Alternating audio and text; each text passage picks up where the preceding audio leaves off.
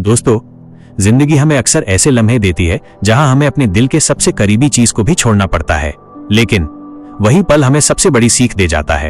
एक भीड़ भाड़ वाली ट्रेन में 16 साल का एक लड़का सफर कर रहा था। वो दरवाजे के पास खड़ा था और अचानक उसका एक जूता प्लेटफॉर्म पर गिर पड़ा। लड़का घबरा गया क्योंकि वो जूता उसके लिए आम जूता नहीं था, वो था उसके पिता का तोहफा। उसके जन्मदिन पर जब उसका बिजी पिता साल में सिर्फ एक बार घर आया था, तो उसी दिन उसने ये कीमती जूते अपने बेटे को दिए थे। वो जूते बेटे के लिए सिर्फ जूते नहीं बल्कि पापा के प्यार और यादों का प्रतीक थे।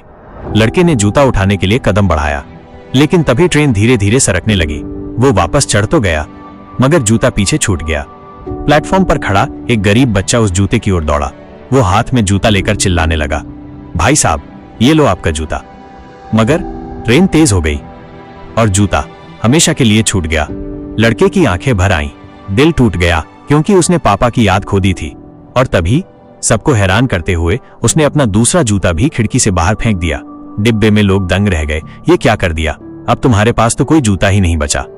लड़का मुस्कुराया और बोला, अगर उस बच्चे के पास सिर्फ एक जूता रहेगा तो उसका कोई काम नहीं होगा, लेकिन अब उसके पास पूरा जोड़ा है। वो पहनकर खुश होगा।